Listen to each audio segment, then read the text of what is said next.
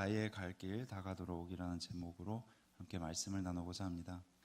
여러분들 이제 자녀를 다 키워보신 이제 경험들이 있으셔서 아마 좀 공감이 되실 것 같은데요. 우리가 보통 자녀가 어릴 때 자녀의 어떤 작은 행동, 뭐 예를 들면 뭐 말이 좀 남들보다 빠르다거나 아니면 뭐 걸음마를 조금 다른 애들에 비해서 빨리 뗀다거나 그러면은 아마 다 이런 생각을 하셨을 거예요. 아마도 내 자녀는 크게 쓰임 받을 것이다. 내 자녀는 천재일 것이다. 막 이런 희망과 기대에 부풀어서 어떻게 보면 자녀를 바라볼 때 소망을 품으신 적이 굉장히 많으셨을 것 같아요. 근데 결혼을 하지 않은 제 입장에서, 그리고 자녀를 키우지 않은 제 입장에서 든 생각이 뭐였냐면, 주변에서 그렇게 들었던 그 천재들만 모아놔도 우리나라에 아마 노벨상 수상자가 100명은 넘었을 거고요. 김연아와 박지성이 아마 수천 명은 되었을 거예요. 그죠? 근데 그런 천재적인 아이가 지금은 어떻게 살고 있는가? 아마 뭐 지금 뭐 음주, 게임 뭐 이런 걸로 밤을 샐 수도 있을 것 같고요. 또 주일에 교회 나와라 하는데도 참 교회 한번 나가기가 되게 힘들 수도 있을 것 같고요. 또 성적은 바닥이고 부모 말이라면 철석같이 거부를 하는 그런 자녀가 아니라 자식으로 거듭난 그런 상태가 아닐까. 아니면 최소한 태어났을 때 여러분들이 가지셨던 그 기대와는 조금 정반대 그런 삶을 살아가고 있을 수도 있을 것 같다라는 생각이 제가 듭니다. 이제 사사기를 살펴보고 있는데요. 지금부터는 이제 삼손에 대한 이야기, 어제부터였죠. 삼손에 대한 이야기가 쭉 펼쳐질 텐데요. 삼손이 처음 하나님으로부터 능력을 받아서 한 첫 번째 한 행동들이 오늘 본문부터 이제 펼쳐지게 됩니다. 근데 제가 생각을 하다 보니까 많은 교육자분들이 이제 삼손에 대해서 잘 다뤄주실 것 같아서 오늘은 제가 특별히 마노아 부부의 관점에서 조금 오늘 본문을 함께 나눠보고자 합니다. 이제 인류 역사상 가장 부모의 기대를 크게 완벽하게 저버린 그런 자녀가 바로 오늘 본문에 나오는 삼손이 아닐까 저는 그런 생각이 드는데요. 이 삼손은 태어나자마자 구별된 나실인이었어요. 게다가 하나님으로부터 다른 사사들과는 비교가 안 될 정도로 어마어마한 힘을 가졌습니다. 그러니까 지금으로 따지면 약간 이렇게 생각하시면 될 것 같아요. 어디 뭐 부서 회장을 한다거나 뭐 학교에서 학생 회장을 하고 있으면서 동시에 IQ가 엄청 좋아요. 그래서 세계가 인정한 영재, 책을 한 번 읽으면 다 외울 정도로 그렇게 머리가 좋은 그런 어마어마한 능력을 가지고 어떻게 보면 사회적으로 인정도 받는 그런 유망주인 아이, 그런 모습이 아마 삼손이 아니었을까 이렇게 생각을 해볼 수 있는데요. 근데 그런 어마어마한 능력을 가지고 선택을 받았어요. 근데 그런 능력을 받고 선택을 받아서 한 첫 번째로 한 행동이 무엇인가? 오늘 본문부터 이제 쭉 펼쳐집니다. 이제 블레셋 사람들의 여러 여자들 가운데서 특별히 한 여자를 아내로 삼게 해달라고 떼를 쓰는 행동을 하게 돼요. 근데 그것뿐만이 아니라 이제 3절에 보면 이렇게 이야기를 하죠. 그 여자가 내 눈에 옳다. 내가 보기에 좋다. 아름답다. 이런 이야기를 합니다. 또 추가로 말씀을 드리면 14장부터 이제 16절까지 이 세 절에 걸쳐서 나오는 걸 보면 창녀를 포함해서 삼손에게는 3명의 여인이 있었던 것을 볼 수 있습니다. 그렇다면 무엇인가? 다시 말하면 비록 택하심을 받았고 능력을 받았지만 그럼에도 불구하고 자신의 정욕을 자신의 삶의 판단 기준으로 삼고 살았다는 거예요. 부모가 이런 아이를 보면서 얼마나 실망을 했겠어요. 그죠?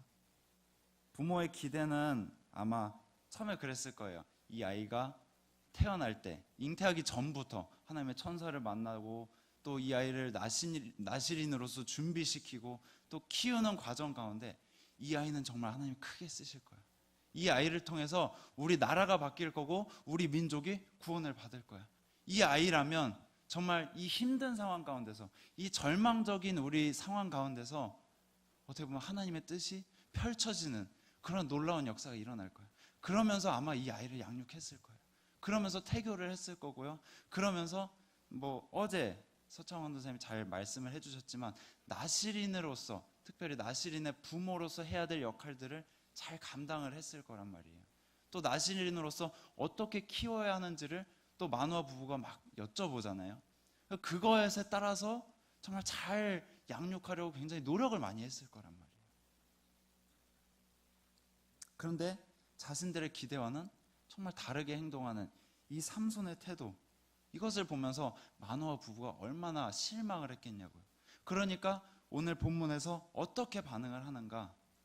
꾸짖기 시작한다는 거예요. 꾸짖음으로 반응을 했다는 거예요. 그런데 희한한 게 오늘 본문 4절에 보면 성경에서는 마누아 부부가 알지 못한 것이 있었다라고 이야기를 합니다. 이제 그 부분이 무엇인가? 그가 틈을 타 블레셋 사람을 치려 했다, 이렇게 나와요. 그런데 여기서 그가 누구인가? 이제 오늘 본문에서는 삼손으로 번역이 되어 있는데요. 다른 버전들을 조금 살펴보면 이야기가 조금 다릅니다. 제가 다른 버전을 한번 읽어드릴게요. 그의 부모는 주께서 블레셋 사람을 치실 계기를 삼으려고 이 일을 하시는 줄을 알지 못하였다. 그때 블레셋 사람이 이스라엘을 지배하고 있었다. 영어 성경이나 아니면 현대어로 번역된 성경들을 보면요, 여기서의 그는 하나님으로 나와 있어요. 이중적인 거예요. 삼손이 될 수도 있고요, 그가 하나님이 될 수도 있다는 거예요. 어쨌든 그가 이 틈을 타서 블레셋을 치려 했다라고 나와 있다는 거죠. 어떻게 보면 굉장히 혼란스러우실 수도 있을 것 같아요. 아니, 왜 하나님이 이렇게 잘못하고 있는 삼손 편을 드시는가? 마누아 부부의 편을 들어서 삼손을 치셔가지고 제대로 가게 하셔야지. 아니, 왜 능력을 받고 그렇게 귀하게 자랐는데, 그렇게 어마어마한 능력을 받고 자란 아이인데 왜 잘못 가도록 그냥 내버려 두시는가? 이렇게 생각을 하실 수도 있을 것 같아요. 그런데 하나님의 기준은 언제나 동일하다는 거예요. 왜냐? 하나님은 신실하신 분이기 때문에. 여기서 이야기하는 것은 삼손이 옳다라는 것이 아니라, 삼손은 비록 자신에게 주어진 능력을 자신의 정욕대로 사용했지만, 정욕에 따라 사용했지만 하나님은 그것마저도 하나님의 뜻에 맞게 사용하신다는 거. 예를 들면 이렇게 생각하시면 좋을 것 같아요. 우리 막 무협 영화나 아니면 무술 영화 같은 거 보면 막 나오는 캐릭터들이 막 힘들게 싸워요. 근데 마지막에 무림의 고수가 흰색 한복을 입고 흰 수염을 길게 기르고 나타나서 막 어렵게 싸우는데, 남들은 힘들게 싸우는데 막 다 쳐내요, 이렇게. 그렇죠? 막 되게 쉽게 쳐내면서 상대방의 힘을 이용해서 자신은 힘을 조금만 사용하는데 상대를 제압하는, 뭐 그런 장면이 나오잖아요. 어떻게 보면 정말 그 진정한 고수의 모습이 하나님의 모습이 아닌가, 저는 그렇게 조금 예시를 들고 싶네요. 하나님이 이제 사사기 13장 5절에 보면 마누아 부부에게 사실 약속을 하셨어요. 삼손이 태어나기 전에 그가 블레셋 사람의 손에서 이스라엘을 구하는 일을 시작할 것이다. 비록 그 방법이 이 부부가, 마누아 부부가 생각한 것과는 조금 달랐어요. 마누아 부부는 삼손이 어떻게 일어나서 이 블레셋 사람들을 막 정의의 이름으로 막 처벌을 하고, 그러면서 자신은 나시린으로서 굉장히 깨끗하게 살고, 그래서 사람들로 인정받고 사랑받고 하나님으로부터 역시나 인정받고 사랑받고 그렇게 자라겠지. 그런 뭔가 좋은 플랜을 다 짜놨다는 거예요. 우리 부모도 마찬가지잖아요. 자녀가 태어날 때부터 정말 작은 신발부터 막 옷까지를 막 다 준비해 놓고 자녀를 바라보면서 촬영한 그 사진을 바라보면서 이 아이는 나중에 커서 정말 부모에게 효도하는 그런 자녀가 될 거고, 이 나라 가운데서 정말 귀하게 쓰임받는 그런 자녀가 될 거예요. 그러면서 하나님께 막 이름도 올리고 막 예물도 막 올려드리고 막 하잖아요. 근데 점점점 자라면 자랄수록 뭔가 내 계획과는 이상하게 나간다는 거죠. 삐뚤게 나간다는 거죠. 이게 어디서 나온 자식인가, 이런 생각이 든다라는 거예요. 하지만 여러분, 그럼에도 불구하고 결론적으로 성경이 말하는 것은 무엇인가? 하나님의 뜻은 이루어진다라는 거예요. 이후에 이제 마누아 부부가 삼손의 뜻에 따라서 결국에는 삼손을 이방 여인과 혼인을 시키려고 해요. 근데 이것에 대해서 많은 해석가들이 뭐 옳다 아니면 잘못됐다 막 여러 가지 해석을 하시더라고요. 근데 저는 조금 여기서 이 부분에서 마노아 부부의 행동이 옳다 그르다보다는 하나님에 좀 더 집중을 하고 싶습니다. 하나님은 그러면, 성경은 그러면 무엇을 이야기하고 있는가? 성경은 온전히 하나님의 뜻을 이뤄가시는 그 하나님의 신실함, 그리고 거기에 더해서 동시에 우리의 자유의지를 존중하시는 하나님의 성품을 본문을 통해서 보여주고 있는 그런 것 같습니다. 그래서 하나님의 어떤 성품을 보여주고 있는가? 자, 두 가지로 요약을 해봤는데요. 첫 번째로는 하나님은 어떠한 상황 속에서도 당신의 그 뜻을 성취하시는 분이시다라는 거. 아까 말씀드린 그 신실하신 분이시라는 거. 두 번째, 우리가 잘못을 했다고 해서 우리를 바로 저버리거나 포기하시거나 처단하시거나 이런 분이 아니라, 다른 계획을 다시 짜시는 게 아니라 그 상황마저도 살리시는 분이면서 동시에 우리를 절대 포기하지 않으시는 분이시라는 거. 결국에는 당신의 뜻도 이루어 가시는 동시에 우리 또한 하나님의 그 구원의 길에 맞게 변화시켜 가시는 분이 바로 우리 하나님이시라는 거. 그렇다면 우리는 그러한 하나님의 역사하심에 어떻게 반응을 해야 할까요? 우리가 포기해야 될까요? 우리의 마음대로 살아야 될까요? 저는 마노아 부부의 행동이 뭐 포기일 수는 있을지 모르겠지만, 우리가 포기를 한다거나 아니면 삼손처럼 정말 그냥 내가 하고 싶은 대로, 어차피 하나님이 하실 거 그냥 내가 살고 싶은 대로 살자, 그러면서 내 기준에 맞게 사는 그런 삶이 아니라, 정말 진정한 성도라면, 하나님 아버지의 그 마음을 우리가 품고 산다라면, 우리는 내 눈에 옳다라는 나의 기준을 내려놓고 나의 계획을 내려놓고 하나님을 믿음으로 바라봤으면 좋겠어요. 순종하는 삶을 살아야 되지 않을까, 저는 그런 생각이 듭니다. 마노아 부부는 삼손이 잉태하기 전부터 그에게 굉장히 큰 기대를 품었어요. 또 부모된 입장에서 자녀를 향한 나름의 계획이 있었어요. 하지만 삼손은 그 기대를 저버렸고, 마노아 부부는 그로 인해서 그 당장에 펼쳐지는 그 어떻게 보면 자극이죠, 변화죠, 내가 예상치 못한 어떤 어려움이죠. 그걸로 인해서 말씀을 성취하시는 그 하나님의 능력, 그 신실하심과 그 능력 있으심을 바라보지 못하는 그런 실수를 범했어요. 오늘날을 살아가는 우리 삶 가운데도 삼손과 같은 그런 존재가 분명히 있을 것 같아요. 저와 동일하게 여러분들에게도 누군가에게는 그것이 지식일 수도 있고요, 누군가에게는 그것이 자식일 수도 있고요, 또 누군가에게는 사업이 될 수도 있고요, 또 어떤 분에게는 자기 자신 혹은 내 배우자일 수도 있을 것 같습니다. 하지만 여러분들 다 공감하시겠지만, 인생을 살아가면 살아갈수록 인간이 깨닫게 되는 것이 무엇인가? 인간은 결국은 연약한 존재라는 것. 인간은 결국 나약한 존재라는 것. 인간은 정말 인간 그 자체, 연약한 존재, 그것에 불과한 존재라는 것. 그래서 인간은 항상 실수하고 실패하고 넘어지고 실망시키고 좌절하고 때로는 거짓말도 하고 부풀리기도 한다는 거예요. 그게 인간이라는 거예요. 그렇죠? 그러니까 우리가 그런 말들 많이 하잖아요. 결국에 사람은 믿음의 대상이 아니라 사랑해야 할 존재다, 그런 말을 많이 하잖아요. 그럼에도 불구하고 우리는 정말 하늘나라 가는 그날까지 결국에는 자식을 놓지 못하고, 나 자신의 능력을 놓지 못하고, 나 자신의 그 계획을 포기하지 못하고, 정말 하나님의 그래서 그 가운데서 역사하시는 그 뜻을 바라보지 못하고 정말 힘들게 살아갈 때가 얼마나 많이 있는가, 저는 그렇게 생각이 들어요. 여러분, 세상은 점점 악해져 가는데 성도들은 점점 약해져 가고 있는 그런 시대에 우리가 살고 있어요.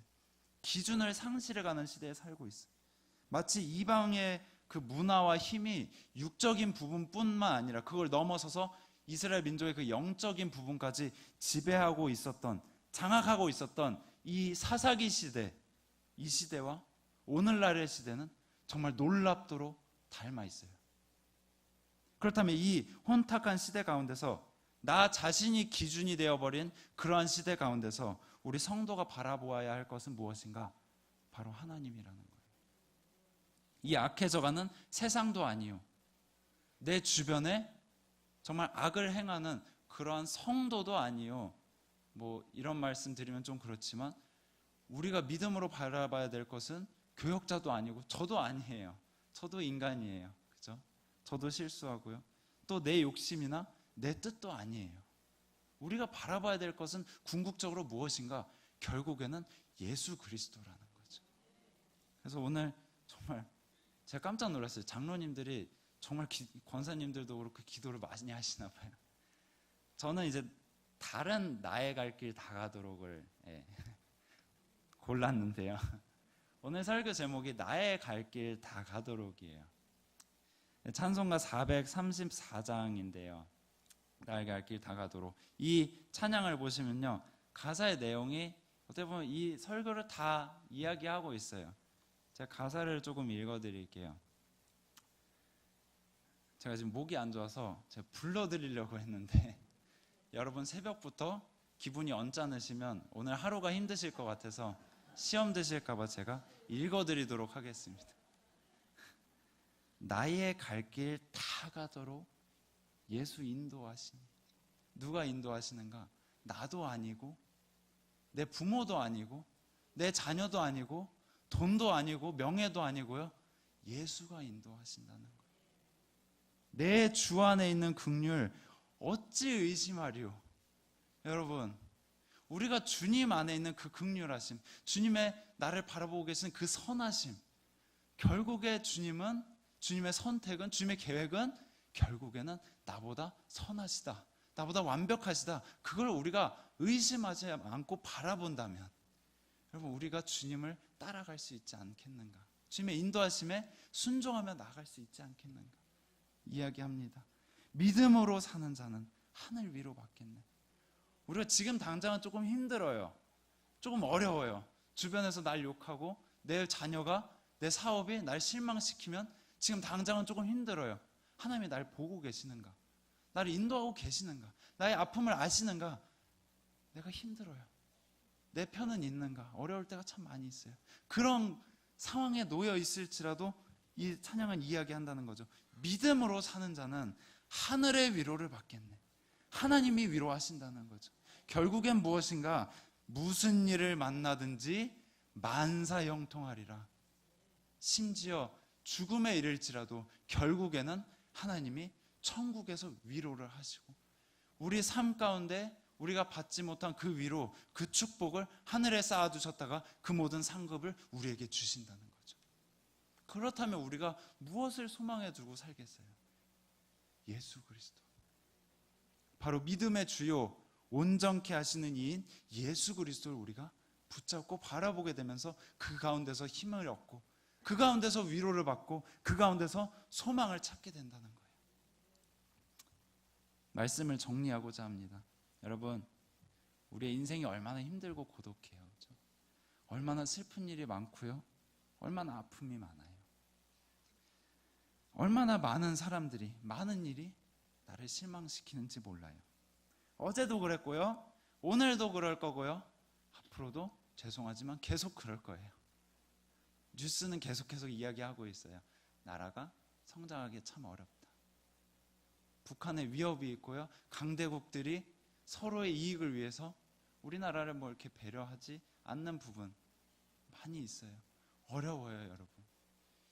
왜 하나님이 우리 성도들을 이렇게 어려운 상황 가운데 두실까 생각해 보면 하나님은 그 가운데서 예수 그리스도를 바라보기를 원하신다는 거죠. 우리가 그동안은 성장을 바라보고 축복을 바라보고 왔다면 하나님은 지금 이 시간 말씀하시는 거죠. 그게 목적이 아니라 우리 삶에서 결국에 붙잡아야 될 것은 예수 그리스도라는 것.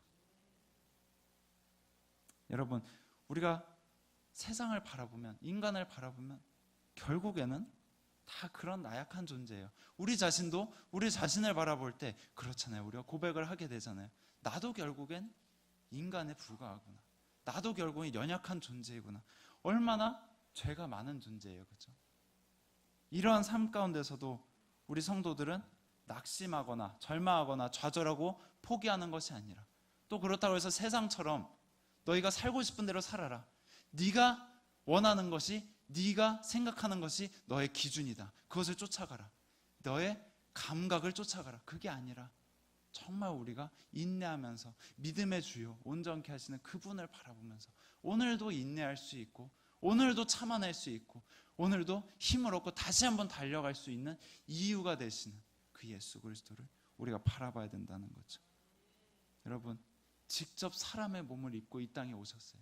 우리가 받을 그 모든 힘든 것들, 그 모든 억울함, 그 모든 슬픔, 그 모든 아픔 다 당하셨어요. 몸소 다 감당하셨어요. 그럴 뿐만 아니라 내가 너와 세상 끝날까지 함께하리라 약속을 해주셨다는 거예요. 위로하시고 끝까지 격려해 주셨다는 거예요. 또한 우리에게 산 소망을 주셨어요. 부활의 소망을 주셨다는 거예요. 여러분, 그게 다가 아니에요. 우리가 정말 이제 이 나라, 이 세상에서 삶을 다 마치고 하늘나라 가는 그날, 정말 우리의 작은 그 믿음의 행동 하나, 우리가 인내한 그 행동 하나를 바라보시면서 너가 잘했다, 너가 그동안 많이 힘들었지, 이렇게 위로하시고 상급 주실 그분, 그 예수 그리스도, 우리를 끝내는, 우리 그 연약하고 죄 많은 그 존재를 결국에는 구원의 자리까지 인도해 내시는 그 예수 그리스도를 우리가 바라보아야 된다는 거죠. 완벽한 삶의 기준을 우리에게 보여주신 그분을 우리가 매일매일 삶 가운데서 바라보고 묵상할 때 결국에는 하늘의 위로를 받을 것이요 무슨 일을 만나든지 만사 형통할 줄을 믿습니다. 오늘도 그 예수 그리스도를 믿음으로 바라보면서 순종의 열매를 맺으시는 그러한 저와 여러분이 되기를 바랍니다.